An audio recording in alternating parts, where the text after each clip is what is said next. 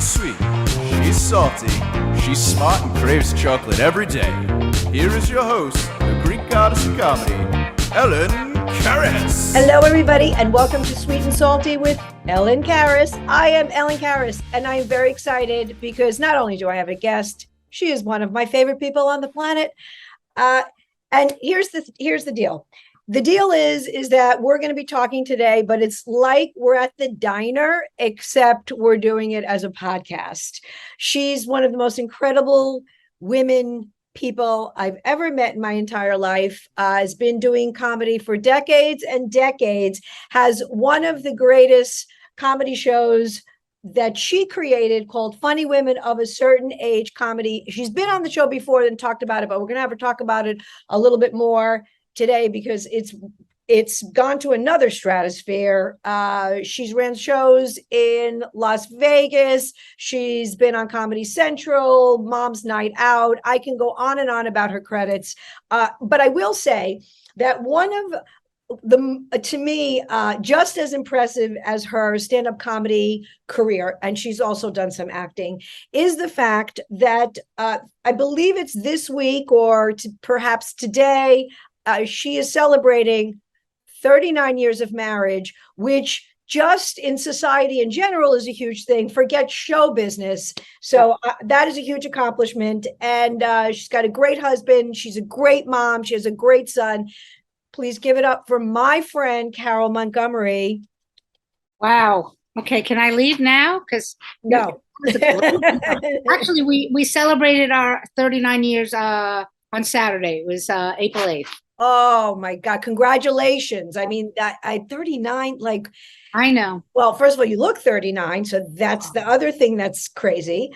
And you are Benjamin Buttoning, by the way. Yeah, thanks. Like I haven't seen you, like, I don't know what's going on, but it's you're.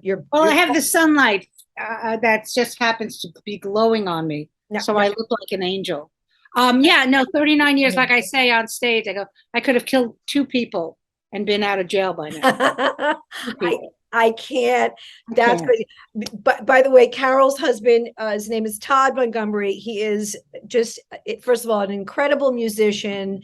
He's worked on Broadway for many years. Just such a nice guy, such a mensch. And I like to say my husband's a mensch too. And it really helps, in this, absolutely, in this crazy life. But you had a child who is now a grown man.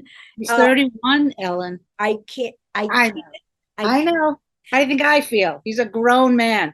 We went on vacation last week with him, and then we got home but for our anniversary. But it's so funny because to me, because we didn't. I'm too cheap to get him his own room, so he's we had 2 beds in the hotel room, and still because he sleeps later than we do, and I would just like stand over him and stare at him, and he'd look and he'd feel me staring at him. He's like, "What are you doing?" I said, "Nothing, just looking at you," because he still looks like my baby. Right. He still is. I mean, he's this giant man now, but he'll always be my baby, always. And he is a musician also. So this is what you're surrounded by. We're surrounded by a lot of people in show business. Yes. You know what I mean? Like, of course he was either going to be a musician or he was going to be a comedian, and he may still be a comedian. You know what I mean? Because he's got a wonderful sense of humor, but well, of course he was going to be in the business. He was surrounded by it his whole life. So why would he go get a normal job? You know what I mean? I love your stories about when you were living in Las Vegas. Mm-hmm. So Lane was, he was born in Vegas. Did you have? No, he was actually born. He was born in Burbank at St. Joseph's Hospital, and was the only time in my entire life there was a huge crucifix over me while I was giving birth. And Todd said I didn't curse once because I was so nervous that maybe the crucifix would come down and hit me if I cursed. So and then we moved to Vegas when he was 4. So that's really where he grew up. Right. And you would like drop him off at Little League or drop him off at a friend's and then go to a show and around this. Just so fun. Tell us a good story. Tell us. It's so funny that you mentioned the stories because somebody suggested, because they also love the story. So thank you for that. But Karen Bergreen, you know Karen. Yes, of course. She said I should write a memoir. So I'm actually going to start compiling all of these stories about life with Lane in Vegas. And the title of my solo show when I did it in Vegas was called Confessions of a PT and a Mom, because I worked in burlesque shows, Topless Review. So that's spin on PT and A. So, and I'm gonna take that title and compile some of the stories from that show and actually write a memoir about it. But I mean, it's so interesting when you talk about living with him in Vegas, because for other than the fact that I was going to work at night in a topless burlesque review and I was a filthy comic, we lived a very regular life. Do you know what I mean? Like I would take him, I would get home from work at midnight. I'd be up with him. He had to be at work at 8, which, by the way, just to put it out there, and I'm sure other parents feel this way, there's no reason for any child to be in school before 10 a.m. Like I never understood this whole getting up, and especially in high school. They're not even functioning until noon. Right. That's a good point. Yeah. That's a good point. But I would drive him to school every morning, and and one time, this was so funny. I was going to do a radio show, and all the kids were like, "Well, we want to listen." I was like, "Oh, you shouldn't. Mom and Dad will not be happy if." Right. But the big story, the big one that everyone talks about is when we first got there. We were only there a couple of months, and for some, I brought him backstage. And he's 4 years old, and the girls were covered, but they were still in full regalia, and everything. And they all came over to him and they all started kissing him. So he had lipstick all over his face. And as we walked out, he goes, "I really like those girls." You know what I mean? Okay, but don't bring any of those home. Yeah. Because we used to say, because I worked in 2 different shows. The first show the second show was the better show because they were actually dancers. And in the first show, they were mostly whores. So so it was, to us, it was a normal life. Do you know what I mean? I tried, especially being a comedian, you're already living a bizarre life. You're out late at night. Like when I came back from here, when I came back to New York after all those years in Vegas, I would literally leave my house at like 10 to go do spots. And get home at 2:00 in the morning, and the kid, and, my son was like, "All right, I'll see you tomorrow." Like, no, it wasn't, usually mom is home tucking them in bed. Not me. See ya. Todd did that. Todd did all of that. But you guys, even though you're entertainers, you're so normal. And you brought your son up with values. Wasn't like you lived this bohemian life. And again, there was all this things that he, adult things that he shouldn't have been around and all that other kind of stuff. Wasn't like that. I'm trying to think of an example of like Drew Barrymore was talking about her mother, like, Brooke Shields' mother. They brought them to Studio 54, when they were 10 years old, because that's the life they wanted to lead. Like, you weren't like that. You were, he had to do his homework. He had to go to school. He had to be disciplined. He had to have manners. I mean, you did all that, just that your job was different. It wasn't an office job. No, I mean, I always... And so it's like I said, because this is such a bizarre life that we live, So I always, I mean, this because, we're not just being interviewed, we're really good friends. And so she knows about, I've always tried to make my life as normal as possible, if you can even describe what is normal. Do you know what I mean? Like, but I didn't want him to be like, so many people used to say to me, "Oh, because of my act." And which, by the way, my act now, compared to what other people are doing, it's really like, gee, it's really Disney. It's so funny to me compared to what I was always considered a really dirty comic. But so many people would be like, "Oh, your son must be such a hellion and they'd meet him and they'd be like, "This can't be your son because he's so polite." And, he's not any of that. So it really was important for me to bring him up to be a good human being more than anything else. I remember every fall when we would take him to school, I always wanted to take him to school. I'd get up after, make him the breakfast, to this day, we both talk about the fact those were some of the best moments in our family life when I would just sit with him and we would just really talk. It was an amazing time.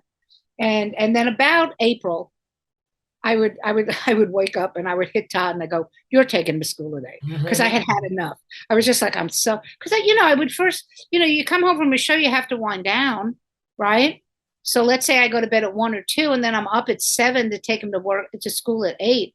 But I loved it. I'm serious, Ellen. Those were some of the best times of my life, taking him to school.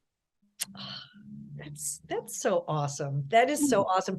And I have met Lane several times, and I will never forget the first time I met him, because you had just come back from Vegas, and you guys were doing the New York Underground Comedy Festival, and he came into Ha, and I looked at him and I said, "This is an old soul."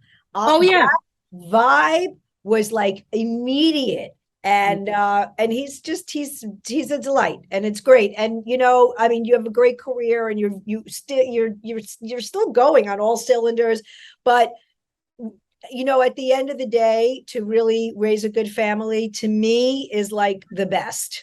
So no, I'm really family member. Yeah. So thank you. That's it. I'm very proud of him. I'm really proud of him. And you're not the only person that said that to him about him being an old soul. A girlfriend of mine, and this is years ago when he was a baby. So he was born in 92. So it's got to be, he was under a year old, and I was at some industry party, and there were a lot of major comics that were there. I mean, we were there. I think it was a holiday party. I don't remember what it was. But one of my friends who was married to a sitcom writer, she came over to me and she looked Lane in the eyes, and she looked at me and she goes, "Oh, he's been here before." And it blew me away. It blew me away. So yeah, he's, and he's a great guy. I'm enjoying him as an adult now. That's great. What I mean? Like yeah. Good. No, it's great. And oh wait, hang on. Let's give him a plug. He's got a band, right? Right. He has a band. He's actually put the band on pause right now. The band's called The Great American Novel. Okay. He, but it's interesting to see. I mean, he's still, look, obviously I'm his mother, but his music he's a wonderful songwriter. But this business is just like our business. It has nothing to do with talent anymore. Right. It has to do with how many likes or how many views or whose daddy's got the most money. So he's kind of put it on pause. He's working right now in a lot of different rock venues, and he's moving up the company, and he's loving it. So I think eventually he will go back to live, but it's harder. Like, we're just comics. So, and luckily sometimes we get to work together, but it's basically just us. But when you're dealing with like 4 or 5 other people, that becomes a whole other issue. And he likes being in a band, which is fascinating to me, because I said to him, "Why don't you just go out and do solo stuff?" He goes, "No, I like working with a band." I'm like, all right. It's like working in an office. I mean, because they're like your office workers. Didn't you say that you did a show? I can't remember. It was at the Gramercy Theater, and your son was working backstage, and you were the comic. That was a call at the last minute. Yes, so it was the Barry Ballroom, which is one of the clubs he works at, and it was Christmas Day. It just happened. It was Christmas Day, and he'd left. We'd walked into the subway. Todd and I were just walking around the neighborhood to walk off all the food, and I get a text from him. He goes, "Are you working tonight?" I said, "You just left me. I'm not working tonight." He goes, "Well, Todd Barry was supposed to open up for Yo La Tengo, which is this very indie hip band. They're older than I am, but it's like it's what the kids are listening to." And he goes, and he had COVID, and they said his boss said, you think your mom would come in and open up for the band?" And you have to understand something. You know how I am.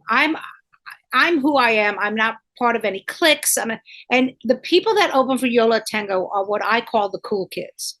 Janine Garofalo, Todd Barry, Eugene Merman, all great comics, but I don't run in that circle.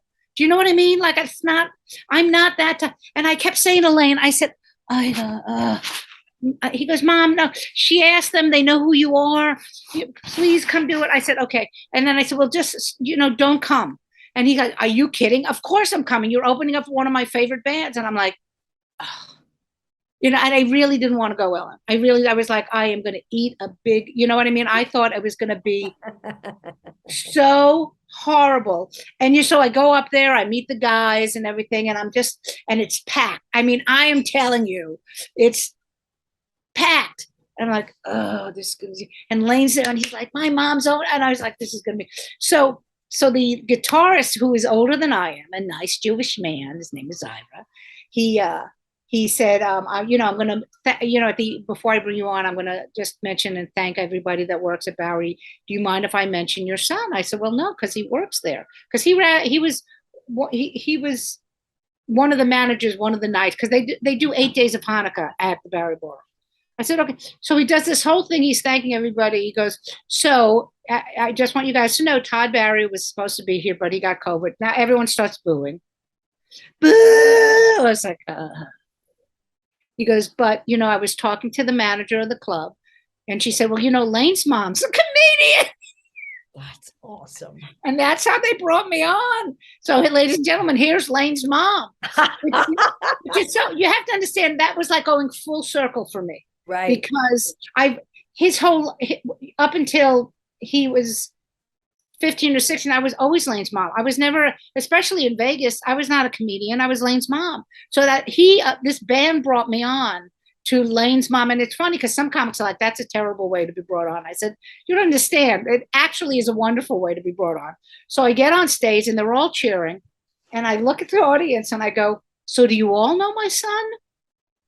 And they all just started laughing. And it was one of the best sets I've ever had. And Lane now, all of a sudden, has respect for me. Not that he didn't before, but you know what I mean? Like, he really is like my mama. Like, he said, of course, he posted it on Instagram, and all of his friends were like, no way, mom opened for you. Like, it was so sweet. It was a wonderful moment. It really was, because it was so not in my wheelhouse, so that's actually a really good lesson, because I teach, as you know, I teach stand-up.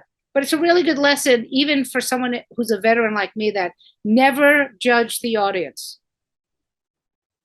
Never judge them.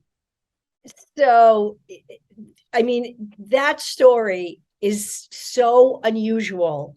I mean, who did that ever happen to? It's right. So unique to still, you're still, you're obviously, you're still in comedy, and now your son's old enough to also be in the business, and to have that sort of crossover like that, to me, is incredible. And he's also an adult, so he's looking through adult eyes as well. Right. I think I'm a reverse Nepo baby on that one. Yeah. That's exactly. But that's not the first time. I mean, so many of his friends, he has so many friends who were comedians, but not from our group. Do you know what I mean? Like, right. They're younger. Yeah. He was dating a girl who was a comedian it's because it's a different world. Yeah. So I'm like, oh, great. Now your friends are getting me work. So that's where we are in my career. His friends are getting me work now. Isn't that funny? Oh God, I did. Well, so a little on that point, a few months ago, I did Catch a Rising Star in Princeton, and the MC was Dina Blizzard's son. Oh my God. And then, Patty Rossborough, she's working with her daughter, and there's somebody else, and it escapes me. But so, like, this is where we're at now. Oh yeah. That, the sons and daughters of some of our contemporaries are now working. They're working. Well, I'm not. You're working, but I'm not. So let's segue into our business. You've had 27 lives in this industry. Yeah, I'm like a cat. I'm like a cat. Cats. You're 5 cats, but I love what you have done in the last 5, 6, 7 years, and I'll never forget listening to you and listening to your story. You got to a point where it's like, all right, ageism exists, and not just in comedy, by the way, folks, just in general. And it's, men get it too, no question about it, but women definitely, and being a woman comedian, and, and just on and on and on. But we're not, but you weren't woe is me. You were like, I'm going to do something about this. And you created a show that and I want to just, because I know you had changed the title a couple times, so tell me what the exact title is. Tell everybody what the exact title is. The original title was Women of a Certain Age, and it was trademarked, and at the time, and the woman had called me and said, I'm not, she was really quite sweet about it, because she had a cabaret show. So I said, I will change it, thank you, I'm not trying to infringe on your rights. And so it was, then we changed it to Women of a Certain Age comedy. Mm-hmm. Okay. And then when we got it to Showtime, and I still don't know why they did this, but fine. But they wanted to put funny women of a certain age, because I think that what they had told me, and I guess it makes sense, is that when you're streaming and you go to your box and you go search, F comes up before W. Okay. Well, that makes, all right, that makes sense. So, yeah. but just also a little tagline on all this. So, Women of a Certain Age, that particular trademark had gone. The woman who had it had let it go, because it was a long story. She had dropped the whole thing and all that. So now I have Women of a Certain Age as a registered trademark. Funny Women of a Certain Age is a registered trademark, and Funny Never Gets Old as a registered trademark. Because I'll tell you some stuff off camera, we can talk about, but you have to protect yourself, which is one of the reasons I think I've told that to you too. Make sure you trademark your stuff, make sure it's registered and everything. But so it's had many incarnations. Mm-hmm. I think that's the word. Yes, many of them. So, and excuse me, I did not mention in the intro that Carole has not one, not two, but 3 Showtime specials that are still available. Funny Women of a Certain Age. You should absolutely watch them. They are fabulous, great comics. But what I love so many things about why you did this. One being, of course, that we get aged out very, very quickly, but also you said, I want to work with my friends, and you created work. And we're not talking, folks, about, she's has went to the comedy club and it's a show on a Wednesday night. We're talking theater shows, and again, 3 Showtime specials so far, and counting. Traveling Florida, Texas. And the only reason you had a little bit of a hiccup is because of, like everybody else, COVID. And that pulled you back, because you were like full steam ahead. You had things booked, shows booked, all this, and then that stopped. So, I commend you for being able to pick up the pieces. I don't know how you did that, but you did it. And you've gone full forward. You even had a show that you were going to do in LA, and it got shut down because somebody had COVID or something. No. What happened was the last special we did, the 3rd special, we were supposed to shoot in July. So we get there, this was the first time I was like, you know what? I went out and got a suite. Lane was there. Todd was there. It was a great, it was like a bit. And as we were driving to the hotel, I get an email that there was a COVID scare, and I was like, what? So now I have to, my producer I got there early because I was staying with some friends, so my producer is like, do I get on the plane? What do I do? I said, you have to come here, we have to figure this out today. So I was literally that Sunday afternoon on the phone with the Showtime exec all day, because we didn't know what to do. We really, because you have to say it was Sunday, we were shooting on Tuesday. So all the equipment was booked, the club, it was this huge thing. And then at the end of the day, we were like, we have to shut down. So it was one of, probably, there's only another time in my life where I was kicked in the gut that hard, and I was like, I'm not going to recover from this. And my friend Barb, who's now my partner in my comedy business, as far as producing and everything, she said to me, she goes, reschedule as fast as you can. And, and she actually saved me from jumping off a building. Now in LA, there's not big buildings, so I would have jumped off a first floor and like broke my leg. But she saved my life because I was so upset. I mean, this is how messed up it is. So we're in the Valley. Lane's best friends from Vegas came to visit us. We're having breakfast. He goes, I'm going to go with them. I'll meet you at the hotel. So at noon, everything was, I love you. We'll see you later. And then Lane walks in, let's say at 4, and Todd's by the door, opening the door, going, go in the other room. Because it was that, but we ended up rescheduling it. We got hit with the we still had to, like, we didn't make any money on the third one because we lost so much money because no one has cameras. You have to rent those things. Well, they don't care that there was a COVID scare. They're like, well, so you know what I mean? Like, it was a really tough thing, but in the end, it ended up going great. Great. It's phenomenal. That was the one where you had Terry Hatcher. The first special was Fran was the first special, Fran right? Drescher, and the second special was Caroline Ray with the stars. Right. Caroline Ray, right. Well, I went to. Yeah, Caroline Ray. And so here's the moral of the story.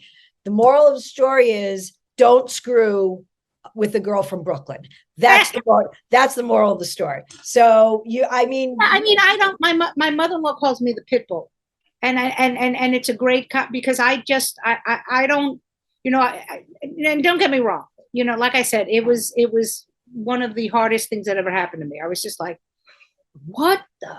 I mean, I just was, we were in a million years, I never would have thought something like this happened. But like I said, Bob really calmed me down. And then the fact that we were smart enough to say, because we shot it at the Irvine Improv, what do you have open? Like, while this is all happening, we were already calling everybody and saying, what do you have open? We're going to come back. Let's do this. So that was really, that was a really smart move. Otherwise, we never, we never would have done it. Just mentally to know that you had another date set probably would, that helped propel you to get, to kind of just like, okay, now I got to get things done. Like, now I've committed to another date. So I have no time to wallow. I'll wallow later. Right. I'll wallow later because, and then of course, the story that happened at the taping, right? I told you about that we had to. Yes. So yes. Do you want me to tell that story? Yes, okay. Yes. So we, now we're back. The crowd is packed. It's sold out. The same friends from Vegas that were Lane's friends, her mom and her brother were there. I mean, people from, Irvine is like 45 minutes to an hour away. Like, when you look at a map, you go, oh, it's only 30 minutes. Well, it's Los Angeles, so it could be 3 hours. Do you know what I mean? So we had Monica Piper was there, Sue Kalinsky, Kathy Ladman, Felicia Michaels. Like, we had a lot of, and I know other comics, and I'm sorry if you're listening to this, I didn't mention it, but there were so many people who came to support the show. So, it was, I think Terry went first, then me. I don't remember, but all I know is I'm on stage, and I should preface this before that. So one of the things that I've tried to tell people as a producer, okay, don't ever say to me, we don't want to upset you. Because as soon as you say that, I'm upset. So don't ever say that to me. So I'm wearing, I have my Spanx on and a t-shirt. And I think I had my dress pants on, but I hadn't put the top on yet. I'm in full makeup. The doors are open. And the director comes up to me and goes, we don't want to upset you.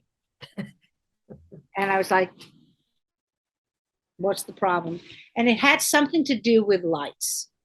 Like, if you notice, like, everything in the Funny Women brand is yellow and pink. That's always been the brand. But for some reason, they decided that blue and pink was better, that yellow and pink, for whatever the reason was. And I kept saying to them, and they said, we changed it to this. I said, but that's not the color. That's not the colors. That's not the colors. We go back and forth. We go back and forth. I said, fine. I mean, literally, people are waving to me. I'm in the director, the video village, and I'm like, I have to start. I have to get ready. I have to go out of producer mode and go into comedian mode. So they go, well, let us show you the difference. So they go back on stage and they change the light to yellow. So that's important for the story. I said, you're right. I have to go. Change it back to blue and pink. We're fine. I'm on stage. The audience is on fire. It's the best. And I'm not a comic that says that. So many people go, oh, wow, you killed or I killed. I'm like, you haven't seen me kill. Do you know what I mean? Like I have a really high level. So here I am. I'm having the set of my life. And I look, and to the right of me, I see something is going on. And I see my director, who should be in the back in the video village, waving her hands at me. And I'm ignoring her because I'm like, I'm having the set of my life. Why are you bothering me? So finally, I don't know, 3 minutes later, I turn around and go, what the F do you want? And she goes, the light blew out behind you. I said, okay. She goes, we have to shoot it again. I said, fine. From here? And she goes, no, you have to do the whole set over. I was halfway through my set. So I took, and this is also one of these things I tell the story when I teach. This is one of those things that if I had taken the moment to think about it, I'd have been done. Do you know what I mean? I would have absolutely been done, but I just went, okay. So I say to the audience, this is live TV. You're going to hear these jokes again, and you have to laugh as if you've never heard them before. And if you don't, I'm locking the doors and you're never leaving. Because I know that everybody, especially my friends, were horrified because they were all thinking, I'm so glad this isn't me. Do you know what I mean? Because this is a horrible thing to happen. And I went, give me a second. And I did one of those fake things where, you turn around and then you turn around, just to make sure the energy was up. Right. And then I went, all right, let's do it. And I went right into it as if I'd never done it before. And the audience could not have been better. They were laughing harder the second time. And there were a couple of points where I because you know me, I make faces when I land my punch sometime. And I would stop and I'd go, and it ended up being an amazing set. Somewhere I think is the actual set. Like I'm sure we have all the full footage of it, because I would love to show that, because that was seriously. I mean, and I think about it now. I'm like, how did I pull that off? Because you're in the moment. You were in the moment. Right. Because you're wired to know, because you've done a zillion live shows before. By the way, that would make a great blooper. That's a great. I mean, now that's all over with. That's a great blooper to show. Yeah. Yeah. So it's fascinating because it really, and the other thing I always talk about, and this, when you're working, especially when you're working on a set for television, whether it's a 4-minute set for Fallon, or a 10-minute set for my show, you have to run the set. So first off, remember, I got kicked in the gut the first time. I had that set sewed down in July, and now I'm like, ugh, I have to do it again. So I had that set down. I mean, I could do it in my sleep.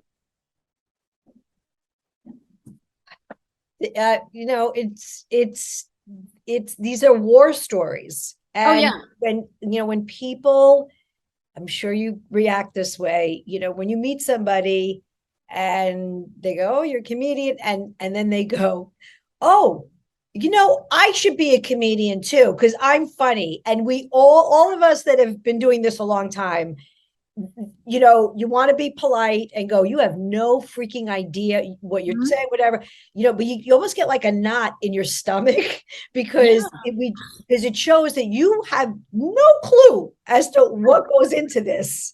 Right. And that's why I say to people too, I said, look, listen, this is America. You can do whatever you want. You want to try it, of course. I would never say. I mean, who am I to say no? Right. But you get to a point, whether it's 5 years, 7 years, depending on what you're doing, where you have to make a decision whether this is really what you want to do. Now, if it's a hobby, then go ahead, go to open mics, go, do your bringer shows. You could do that forever. I mean, people would love it. But if you really, really want to do it, you got to buckle up, because this is not for the faint of heart. Well, but that's the thing is that and you know, the problem I've always had was what you're saying, the part-timers. You know, I mean, there are some comics I know that have actual real jobs and are great comics, and they are pursuing comedy, and they really are, but they need to make a living, and that I don't have. It's the people who are like, who are taking the jobs away from people who this is all I do. Yeah. I don't have a day job. I mean, thank goodness my husband's working right now, you know, and we've always had that, you know, like when I was in Vegas, he wasn't working. And then when we first moved back, he was working, you know, we've had that. I'm sure you have the same thing. So, but, you know, for people who do this for a living, it's not fair.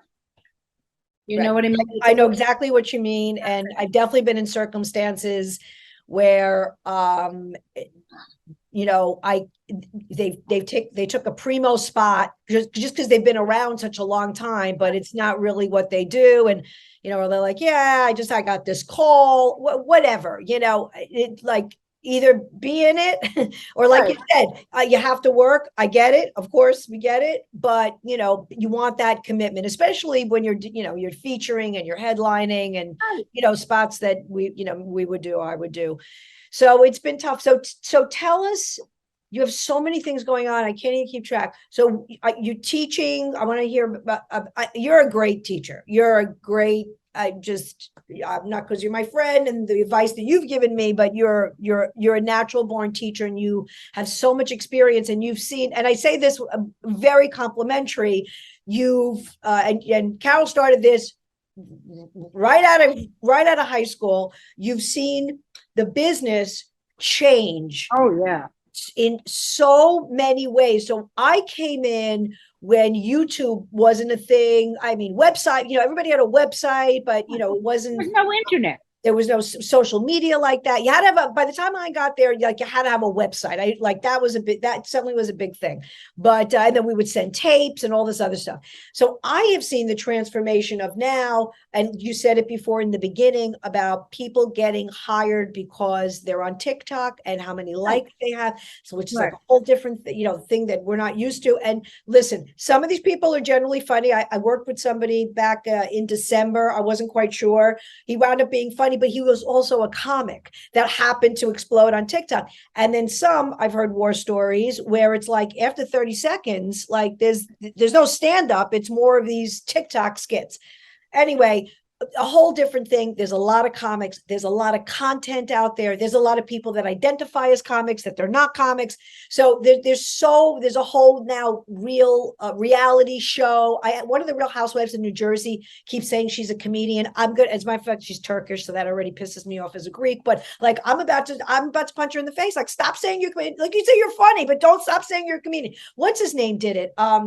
The husband, a couple times he was at Governor's and Caroline's. Wait, hang on a second. It's Joe, what do you call it? Not Judice. Joe Gorga. Was booking comedy shows, although I think it ended because it was, I think, a bad, they were like bad, he sucked and they were like bad scenes, which is different from I'm a celebrity, I'm going to do a question and answer. That's like totally great, good for you. But to go, I'm very possessive of our art form. I really am. But you saw the boom, the lull. I mean, you've seen it all. Like, so where do you think we are right now in terms of comedy? Wow. Stand-up comedy, somebody and doing it. I think you might, I don't know, but I posted this a couple of days ago on Facebook. I said, it's gotten to the point where comedy specials aren't special anymore. Correct. Okay. Now that doesn't mean that you shouldn't do one. But what my point is, anytime you're doing something, it should be to further your career. Okay. So there was a comic who went on and he said that he had a couple of specials on YouTube. And I said to him, did you get any work from it? And he said, no. I said, then why did you do it? And then he was like, this feels like an attack. I said, I'm not attacking you. I want to know why you did it. What's the reason? Is it just because everybody else did it? I mean, the problem, I love my peers, and I do across the board. But I will say this about comics. We are the most, when it comes to trying to get ahead, we are the most unoriginal people I've ever met. Because, and this starts with, you're talking about the internet, this starts with MySpace. Because MySpace, I mean, my friend was telling me this, because when I had posted this, he was saying, he remembers when I said to him, what's this MySpace? So the only reason comedians took that is because Dane Cook was smart enough for whatever reason, and he blew up. So everybody now goes, well, Dane Cook did it, I can do it. And then it became Facebook. Then it became Instagram. Now it's TikTok. And it's like, I'm going to figure this out. I'm going to find, I like to only do stuff that's original.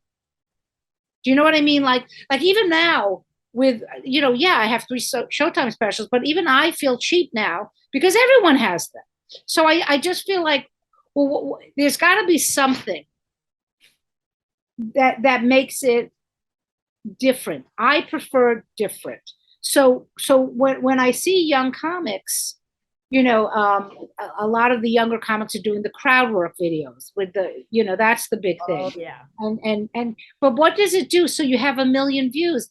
That's great. Are you monetizing it? Are you getting it? Like Liz Mealy is the perfect example of a great comic who knows how to use social media better than any comedian I've ever seen. Okay. I remember back in the day, she always had email lists. I mean, she's built an entire fan base through the internet. Now, she releases specials once a year. She's very Carlin-esque because George is one of her mentors when she was like 16 years old. So she always puts out a new hour every year, and she posts it on YouTube, and she's making money. That's the point of all of this. If you're going to do this, it shouldn't just be a vanity project.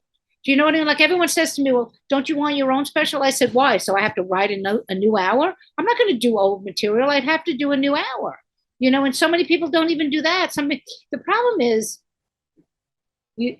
your best hour is the best because you've been doing it for so many years. That's what happened with Dane Cook. That first hour, he exploded. And then the next year, a year later, after he'd only... he isn't honing the material the way he honed that material for whatever it was, 10 or 15 years. So that's the big problem. I lost the train. I have no idea where we are.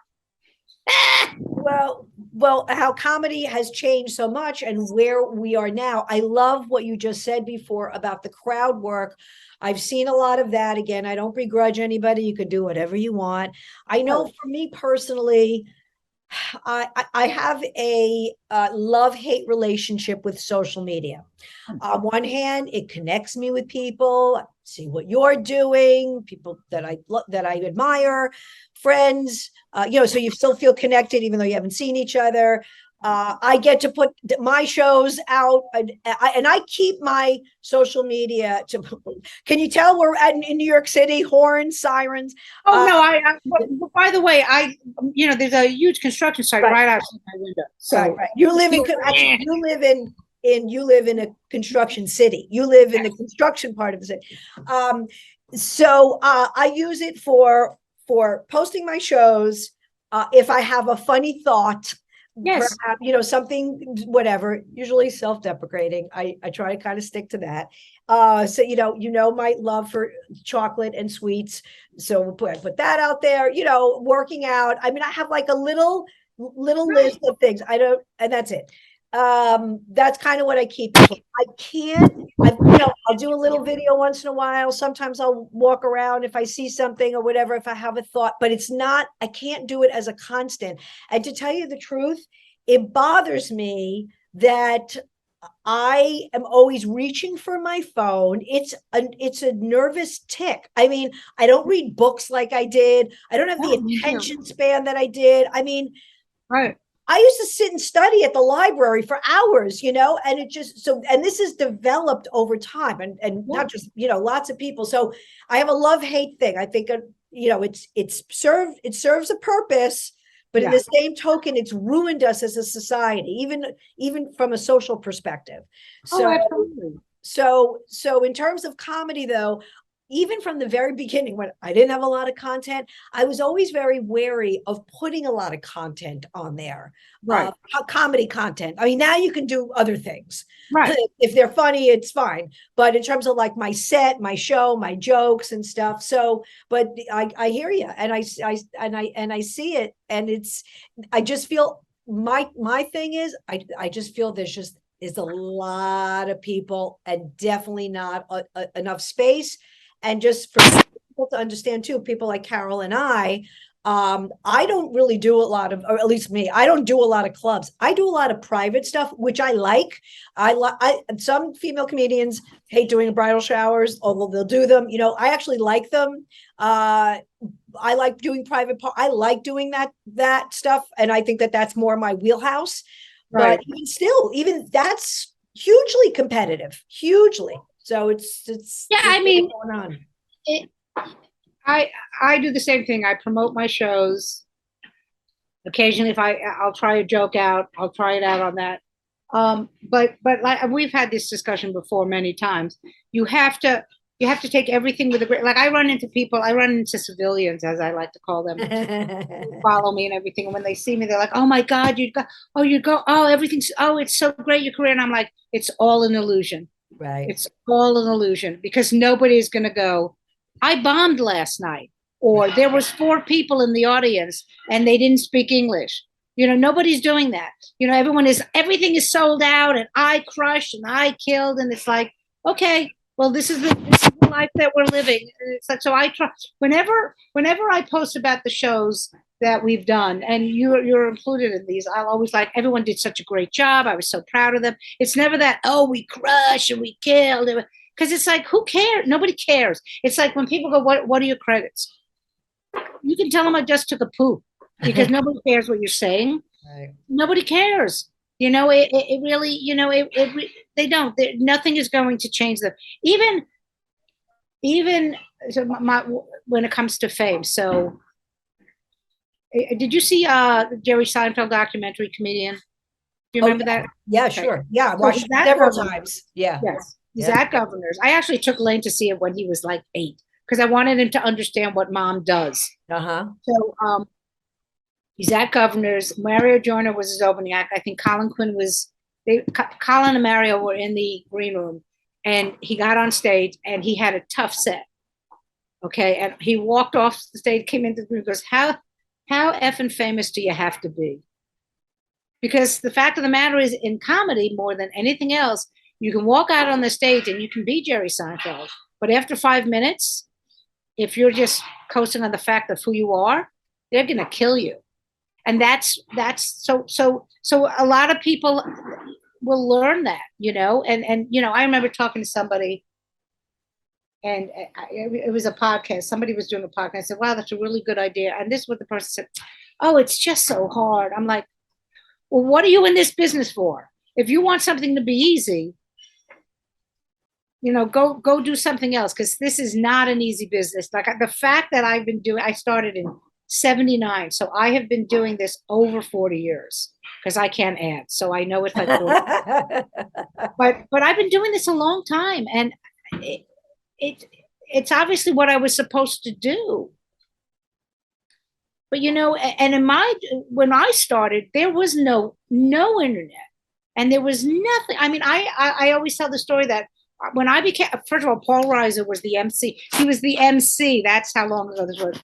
And he passed me because, excuse me, back in the day, I Catch a Rising Star, Paul Reiser, Jerry Seinfeld, Bill Maher, they were the MCs, and they had the power. That's who passed you. It wasn't like the owner saw you. So he passed me, and it was such a big deal. And then I would get $5 for cab fare, and I would take the bus home. So I'd have and bus was like 50 cents then. I'd have like $4.50 left. And I was like, I made money as a comedian tonight. That's how much I loved it. Okay. You know, there's a lot of people who are in this for whatever the reason is, you know, for the waitresses, for the free drinks, for the drugs, you know, not a lot of people are into it for the love of this, of the pure art of stand-up. there is also a very big, what I call schlepping element to this business. Oh, yeah. And, we get to a point where we're offered work and we have to calculate at this point in our lives, is it worth driving to Utah for 5 hours? So there's a big, there is a big travel component. And when we say travel, it's either in your car, on a bus, the nicer gigs or the better paying gigs will, pay for your travel, airfare, that type of thing, but that's not the norm.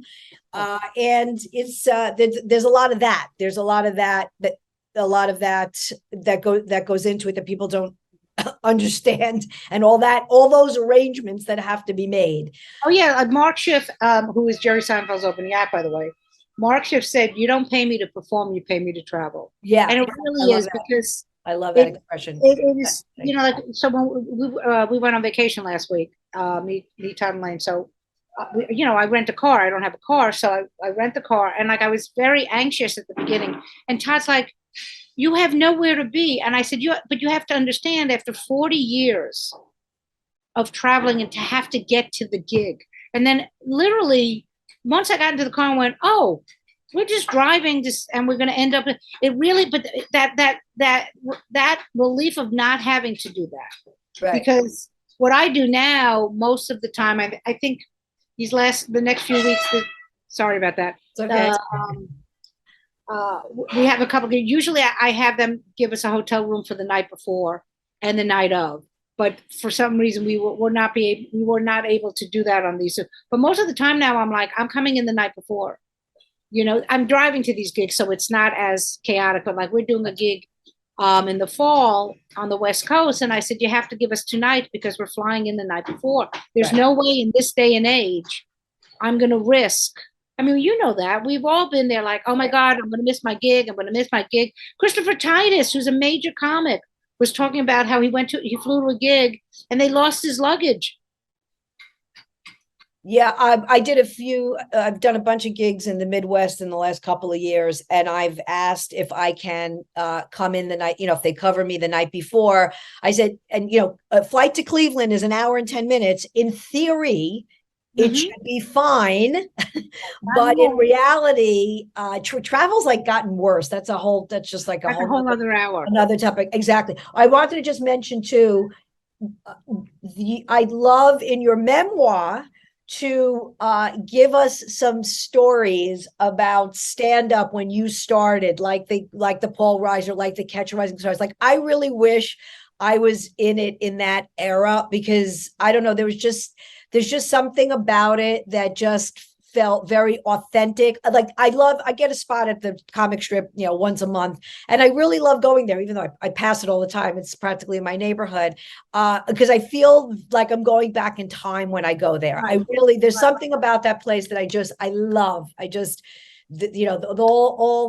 All the people that went through that door, the history that it has. I love that more than any of the other, clubs that have. But also, we were breaking new ground. I mean, like, and I'm really like, I want to say I'm second generation, because there's a whole group of comics that came up before me that were in the 70s.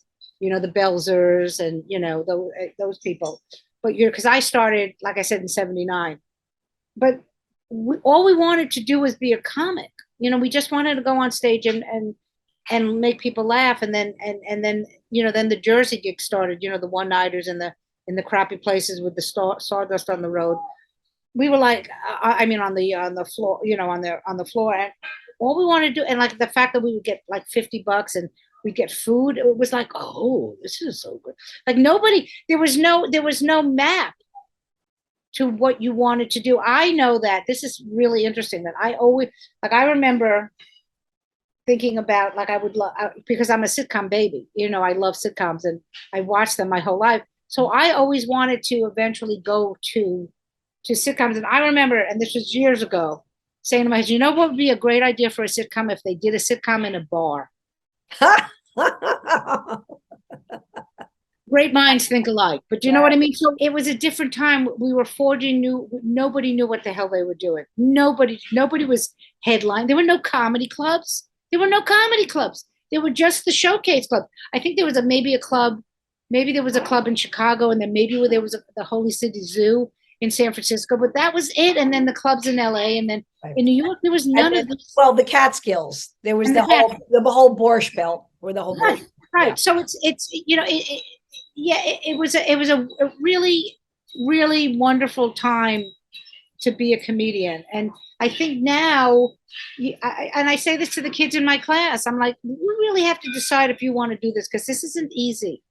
This isn't easy. Every so often, somebody will be plucked from obscurity that hasn't put in the time. I always talk about Pete Davidson, who I think is a really sweet kid. I don't wish him any ill, and I see, like he's blown up and people hate him, but he worked his ass off. I remember seeing him. He had once given me crap after I'd gotten off stage, while I was walking off stage, and I turned around and stopped the show and went, what did you just diss me? And he came off and was like, I'm so sorry. And I said, fine, we're good.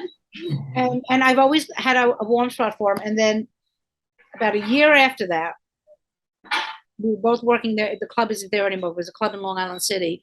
And I went in to watch him, and he got off stage, and I said, and I called him over. I said, come here. And he was like so worried that he had done something to upset me again. And I said, you got really strong. What's going on? And he goes, well, because he was doing 5 or 6 sets a night, because his managers at the time owned the stand.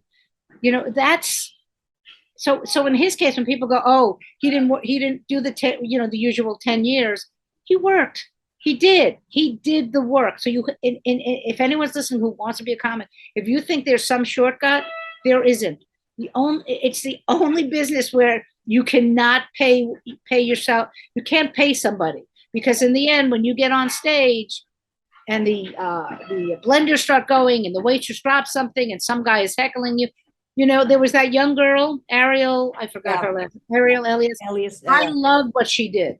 I thought she handled that like such a pro, that she picked up the beer and drank it.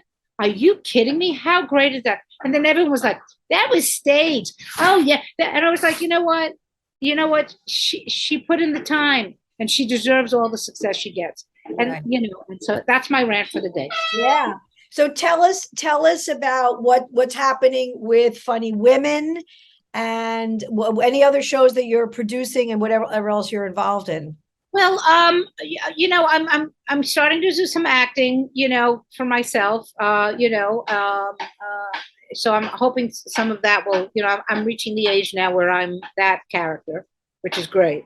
We're still doing Funny Women. We don't know what we're doing yet as far as doing more specials. We want to do more specials, but we're waiting to see. We're waiting to see what the next thing is. I mean, regardless of whether or not we continue on with Showtime or we go to another network, this brand is solid. And I hate the fact that I have to call myself a brand, but this brand is hugely solid. We just got a small sponsorship with a company called Hot Girl Pearls, and they have this is great for women who are in menopause. It's really great, chunky jewelry, bracelets and necklace that you put in the freezer, and then you wear it when you have a hot flash, and you look fabulous. So we're starting to get sponsorships, and and then we're touring. This thing just keeps going. Do you know what I mean? Because there will always be ageism in this business. So we just keep pushing and pushing as much as we can. But I'm very happy with the way it's going. What I like, my dream would be to get a development deal with a network, because I think I've proven that I know talent and I know comedians, and I can put on, if you want specials, I can put on some great shows. And also, so many comics I know have great ideas for sitcoms. And, when you watch TV now, the best TV shows right now are like on the streaming services, like Apple and Amazon, Maisel, as you know.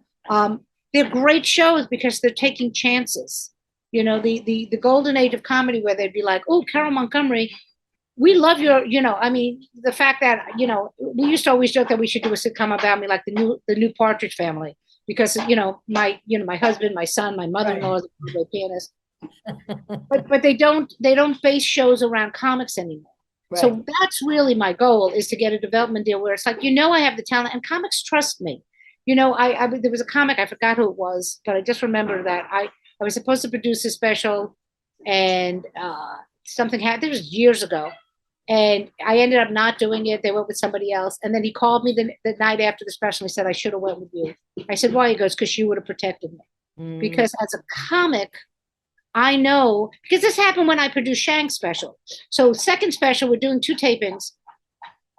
We have a break. I walk into Shank's dressing room, and there's like 8,000 people in the dressing room.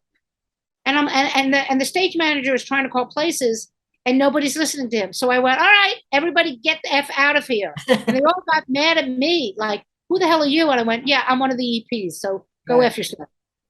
And I took him, and he goes, why did you do that? I said, because you need to. I also took his phone away from him.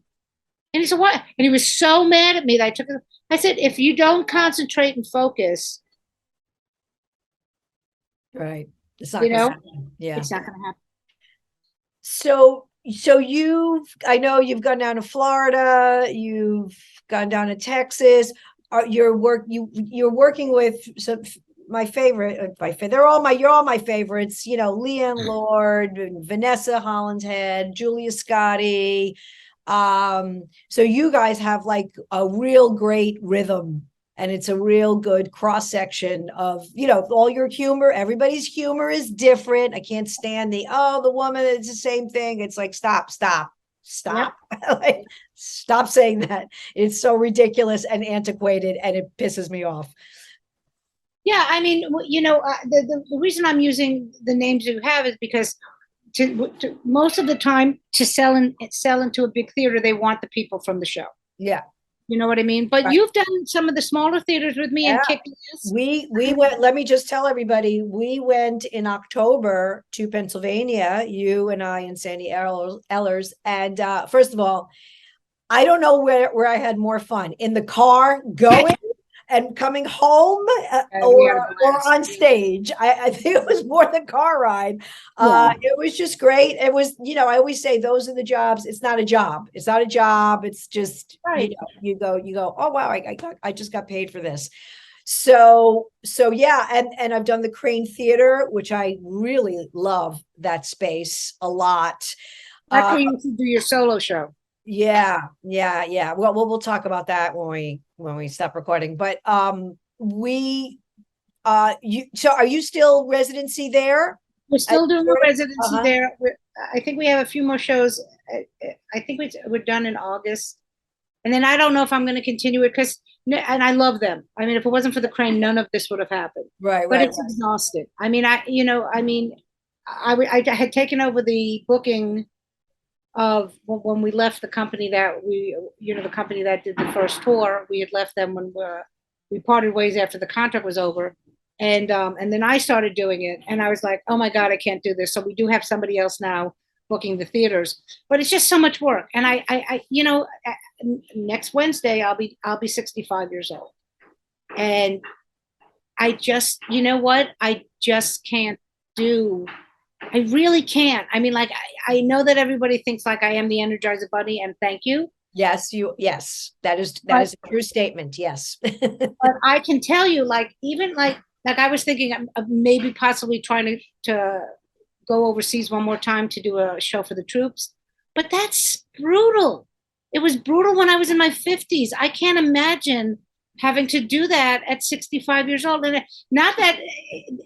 And this has nothing to do with the age I am. It has to do with my body. Like, just to get a little personal, like when my mother, I remember this when I was a little girl, whenever we'd have to go on a road trip, my mother could not leave the house unless she had the urge to take her morning. Mm-hmm. But now at 65, I totally get that. Like, we would literally be like I'd be like, okay. I have to wait. We have to wait until I leave.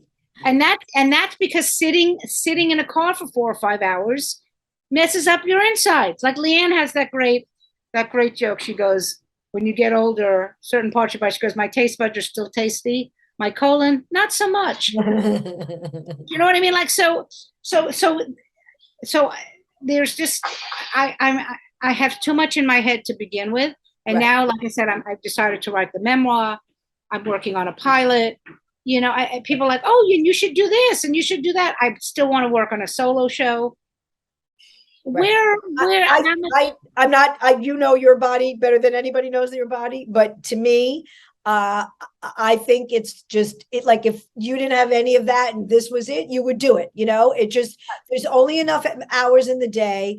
Going overseas is not like going to LA. It's a completely different experience. You have to get inoculated, the flights, it's a whole thing. So you know, I get it. Maybe, listen, who knows? Never say never. Maybe it's a window where you'll have time, but right now you have a lot on your plate. So like, when are you going to go do that? And that's like a 2-week jaunt, right? Oh, yeah. And like when we went to South Korea, I remember it was the last day of the tour, and we looked at the flight schedule to go back, because they don't put you in first class. You're in economy with everybody else. Right. And we went from, it was, oh my God, it was like Seoul to Tokyo to Hawaii to LA to New York. It was 25 hours. And I remember going, okay. And I mean, like, look, you know, like I still want to, I want to travel. I want to travel. Like, that's my goal, is eventually to, you know, once I get the development deal, to have enough money to go, all right, mailbox money, right, I'm going. Because I still want to go to Australia. And that's, I think it's 7 days now to get to Australia by plane. I'm not sure. Right. So this has been great. Give everybody your social media, what you got coming up. You have a show, you have something next week, I believe. And next week is my birthday show. So go to the Frame. You can get $5 tickets. Just use the word birthday. Ellen, if you want to come, I know you said you want to come. I've got it on my calendar. That's the plan. That is the plan. And you know, I mean, you know, and then we have a bunch of, if you go to the Funny Women website, we have all the shows on there. And you know, I'm on Facebook and Instagram. I refuse to do TikTok. I refuse. Me too. I think I have an account. I think I did one because my nieces made me, but I'm like, I can't. And I have, and because that, and what people don't understand, what civilians don't understand, is social media is a full-time job. There are people who do that for a living. You can pay them to do the work for you, but it's like, I can't. I just, and all the, like, the background stuff and putting all the inserts and what, I'm like, my technology ability just reaches a particular ceiling, and then I don't, you know, and I don't like doing it. Like, I just don't enjoy that. I don't mind the creating part. I don't want to do the rest of it. Yeah, and for me, I'm a great networker. I've always been a great networker, and I'm always, you know, I'm always like, oh, you know, the collaboration with my sponsor, and we were at a menopause event. And we just started talking, and we talked about collaborating. It's great for her. It's great for me, you know. So that's a big deal too. Now we're looking to get, you know, I'd love to get Depends to be a sponsor for the show. I mean, that would be because every woman walks out going, you know, I said, yeah, I know. We're trying to get Depends. Oh, it'll happen. It will happen. Or we make our own, like Funny Women of a Certain Age pads. I don't know. I mean, that's actually a good idea. I like the necklaces. Putting in a freezer, because sometimes at night when I'm lying down, I get a little warm. So that would be very funny, especially I'd, you know, put it on, and then in the morning my husband would see me with like a necklace on sleeping, you know, and he'd be like, when did that happen? You know what I'm saying? Like, exactly. I got all dressed up for you. I got all dressed up. Yeah, it's a great idea. And I have some, and they're great. They're absolutely, I should have put some on now. It's degrees out today and I'm sweating.